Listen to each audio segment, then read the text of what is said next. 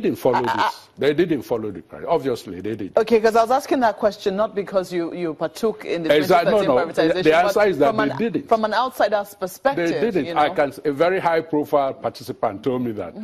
They saw some people in some country peddling these licenses, looking for people to buy because they couldn't mobilize. You're supposed to mobilize all this to your shop. So those who are vetting, when they have the criteria, you see, at the World Bank set up a technical assistance team to assist countries, knowing that many countries will not have this expertise in-house to be able to vet, particularly when you come to some of these highly technology-intensive areas. They give you the expertise, and they even finance it, soft-term thing to pay, so that you are just set up to make sure that it works the way it's supposed to do. I'm sure so we didn't follow it, by and large. That's why for ages and ages, they pay, somebody pays eventually or doesn't pay because they are waiting for a loan to pay. I mean, that's even just the basic. They don't pay, and then after they think it's such a lucrative enterprise, but you have to be organized to produce. So it wasn't followed. That's the evidence we have on it. And so we're where we are. I'm sure that definitely the chairman of the privatization, as at that point, will say that, well, they did the best under the circumstances because according to them, they were also looking for Nigerians to be able to buy some of these assets. Okay, let me just address that issue. See, that is a natural thing to do. But ultimately, you look at the benefits to the economy.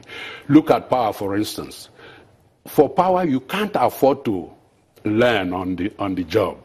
You must have people who have the deep pocket, who can mobilize. Of course, it is those who know what it is that have an idea of what needs to be mobilized. It's not just getting enough money to pay. By the time you pay, and if you pay the right price, of course, you're under pressure. If you got your money through financing, you're under pressure to pay back the financing you got for it.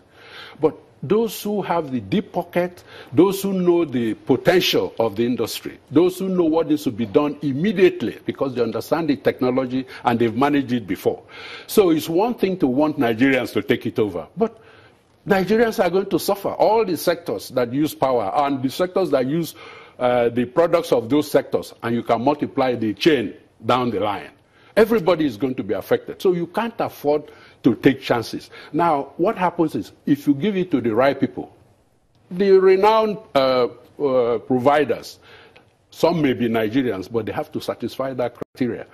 The renowned providers, so the sector can be growing. You can put the capital in the stock market. Those who wanted to invest can, over time, buy into it, but they'll be buying into something that is growing in requisite proportion to the needs of the various sectors, of the various sectors. So to say that Nigerians must be involved, yes, they must be involved, but you can't sacrifice us at the expense of killing the economy. Well, where we are right now. Exactly. I mean, and it doesning look like, some people will say, well, you cannot assess the entire sector from the failures of a few. But Nigerians are not satisfied with where we are right now. Looking at, how long ago privatization took place and how much we're still generating and how much electricity is getting to their homes. Yes. But the Minister of Power, the current Minister of Power, Works and Housing, has said they're not going to review the privatization process. The owners, they're not thinking of doing that because they do not want to chase investors away. They want investors to have confidence in Nigeria that whichever government, comes into power will, uphold the terms of agreement that whatever the government before it had. But, that being said, what do you think that these owners can do, or what do you think government should be doing to ensure that Nigerians get the electricity that they need? Okay, first I think government cannot cop out. It is only government that can go back. The agreement should already be in question. Mm-hmm. You see what I'm saying? It's not like you are violating. Those potential investors are also looking at you to see what you are going to do, because the investors are going to depend on availability of power. And if they're in the power sector, of course, they expect you to review a situation where there is relative non-performance. So I think government will be copying out, will be shedding its responsibility. If Nigerians are crying, if industries are crying, if the growth is so low, I mean, nobody can believe it that an economy of our size is dealing with something less than 3,000 megawatts on a regular basis. That there are cases where it's even below 1,000. Here is an economy that has all the major sources of power, from bio to hydro to coal to gas to oil. There is no excuse. So you want it reviewed? Absolutely.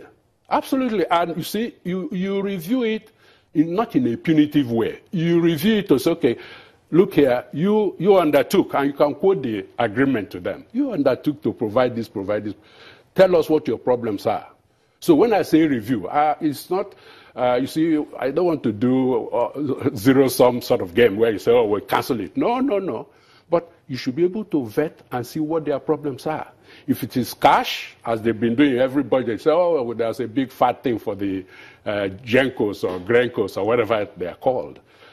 You can't be pumping money, budgetary funds, to a privatized entity. It's not done. That means you didn't do it properly, because the people should have had that deep pocket to operate. If they don't have that deep pocket, they should be people who know how to access their own financing, because it should fit into the cash flow of their operations. So the government shouldn't really be. So that is, the government has all the excuse to look at it, but not in a punitive way. Secondly... Sorry, Dr. Idika Kalu, we have to take a moment now. When we return, I will let you finish your thoughts on the solutions that government should be looking at. In just a moment, please stay with us.